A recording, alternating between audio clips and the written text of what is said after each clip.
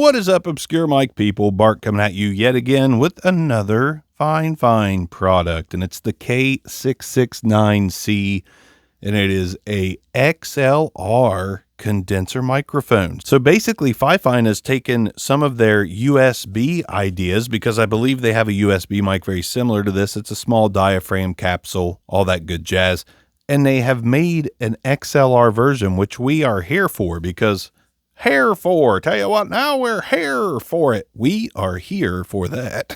Because honestly, they make some of the best budget gear that you can get on Amazon and elsewhere. Fifine typically always sounds good. They don't put out any of those USB mics that are just really bad. Usually pretty good. And everything I've tested from Fifine is at least good enough. At least. Now here's the crazy part about this microphone. I'll hold the box up one more time. $36.99. So it's the same price as the Fifine the K669D? Can't remember. The box is here somewhere, but I absolutely love this microphone for the money. And honestly, I kind of love the microphone, period. I just think it is exceptional for what it is. The build quality and everything about it is exceptional.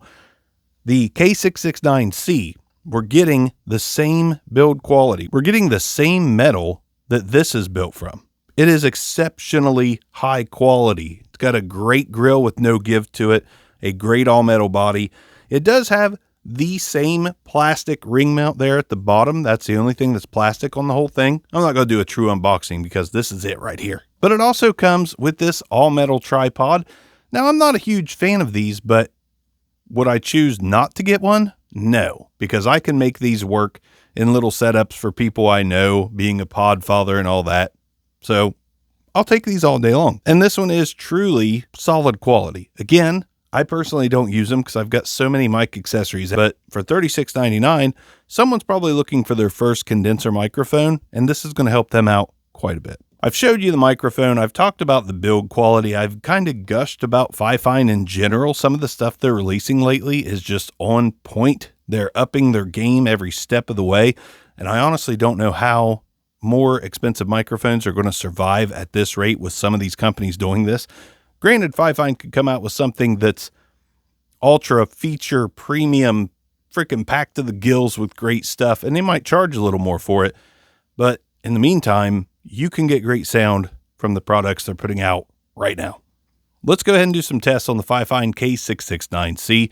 I've got to tell you too, right off the bat, I'm really quite impressed with the sound quality for $36.99. Best mic I've ever heard? No. Extremely usable, and I'd have no problem using this on my productions right now. Yeah, I would use this today on a podcast, on a video, which I did, Obscure Tech. I did 2 videos with this microphone because I wanted to hear it in action. That being said, let's put it through some action. First, plosives. Peter Piper picked a peck of pickled pineapple pizza. Peter Piper picked a peck of pickled pineapple pizza. Plosives are terrible. Most condenser microphones, and most dynamic microphones for that matter, plosives are generally pretty bad. And then when you get right on top of the microphone, this is what it sounds like when you're directly on top of the microphone, not given much leeway between your lips and that sweet grill. This is what it sounds like. Proximity effect. Wouldn't call it boomy, but it definitely gets a lot bassier. But it doesn't sound bad. And again, I don't think this is a close micer. I think you stay 4 to 5 inches off this one, maybe even 6 to 7 inches. Nah, I like the 4 to 5. That's what she said as well. Let's do some off-axis rejection on this beast. I'm going to take the microphone off the stand, and we're going to talk directly into the microphone, and then we're going to go 90 degrees off-axis rejection, 180 degrees off-axis rejection, 90 degrees off-axis, and then back around slowly to the front of the microphone. And that was the off-axis rejection of the Fifine K669c. Trust me, I know that I can be annoying. It's a problem. It's fine, though, for me. In fact, it's Fifine on the BB-SAR, which is now rocking some purple thanks to my dude Bronson at Audio Hotline, my soul brother from another mother, my microphone mother love bone from another mother, Bronson. He gave me the BB-SAR. He gave me the purple on the BB-SAR. And on that BB-SAR, I'm going to give the K669c from Fifine a score of an 8. a very strong buy. Now, let me tell you why. I am a poet, and I did not know it until tonight. But $36.99. This microphone for $36.99 impresses me almost as much as this microphone for what is essentially $35 to $40. I like this a little better because I like my dynamic mics where I do mostly podcasting. But I will say, if you're looking for a bit of a fuller sound from this microphone, look no further than this microphone. Now, the cons on this thing, I guess we could call the plastic shock mount ring a con, though Bronson did discover that the universal shock mounts fits this. I assume also fits this. Yeah, it's going to fit both of them.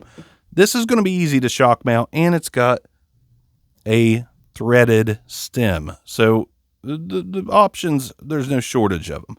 So, but we will call the plastic ring a con. I will also call the top end, which at the very top of that frequency chart, which there is no chart, but you know what I mean, is a bit grainy and might wear on you over time. It does have that sizzle at the very top. Now, it's not bothering me currently. I think the rest of the frequencies are humming at a nice full harmonic mix. What the hell am I talking about? But everything comes together really nicely to where that slightly harsher than normal top end isn't overly harsh. It's there, and I'm going to list it as a con, but I think everything balances out across the frequency response. Because of the low, because of the mid, it all kind of comes together, gives you more of that modern sound. In fact, it kind of reminds me, I don't have the mic anymore, but the Behringer TM1, which used to be the Tannoy TM1, and to a lesser extent, the Rode NT1A. It kind of reminds me of that sound. I'm sure it's different. I don't have those mics with me, so I can't comp it, A to B. But it kind of reminds me of that because the pros, the low end is really nice. The mid-range is nice as well. There's nothing really missing from the frequency response of this microphone. I think it's all there, just with a little tiny bit of a harsher presence boost than normal, but it's not too harsh. In fact, if you're a windscreen person like I am, I do love my windscreens. Let's throw a nice, thick, plushy one on. It does not come with one, but most people that own microphones, they're going to have one. Let's put it on and see if it tames that top end just a little bit. All right, so now I've got a very thick, plushy windscreen on. I definitely hear the difference. It definitely got just a little bit muddled in the mids, if muddled is a word. And that harsher top end is kind of still there, but it is a little less than. But I will say this is taking away some of the sound that I like without doing a whole lot to the sound that I am neutral on, which is that grainy top end. Let's try one more. I have a slightly less plushy and more firm windscreen that's not exactly coarse, but it's a little more like a magic eraser texture. And now with that on, this is what that sounds like. And I don't think it muddles up the mids quite as much, but it also isn't doing much to that top end either. It's still prevalent. So maybe just some trial and error in finding a windscreen that takes just the right amount off the top of that. But again, I don't really have much of a problem with it. I think it still sounds really good. I think it's going to give you a nice, solid, professional sound as far as talking head videos and podcasting goes. Unless you're doing something you're getting paid an absolute crap ton of money for, which you should own a fabulous mic if that's the case.